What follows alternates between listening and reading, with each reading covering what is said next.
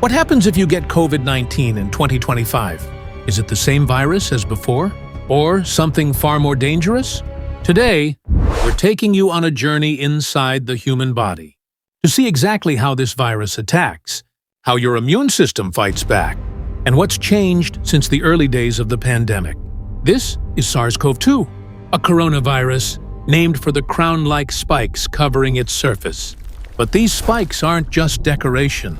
They're weapons, keys, designed to unlock the doors of your cells.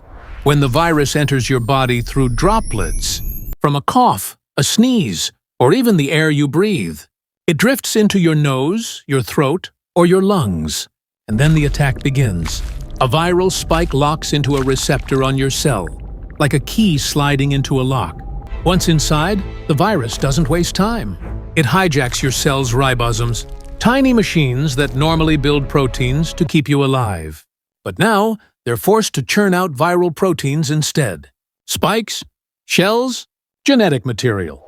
Piece by piece, your cell becomes a factory for new viruses, until finally, it bursts, releasing millions of viral particles, ready to infect more cells and repeat the cycle.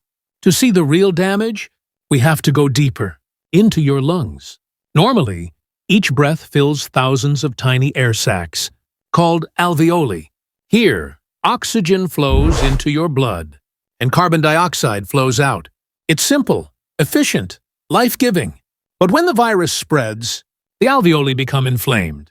Your immune system rushes in to fight, white blood cells firing chemical weapons, antibodies locking onto viral spikes, like soldiers in a microscopic battlefield. But sometimes, there are too many enemies. The alveoli flood with fluid, breathing becomes harder, and your body begins to suffocate from the inside out. But there is hope. Antibodies remain one of our strongest weapons. When primed by vaccines, they swarm viruses, lock onto spikes, and neutralize them before they can enter your cells.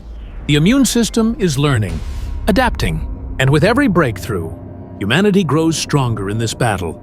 So, what happens if you get COVID-19 in 2025? The answer depends on many things.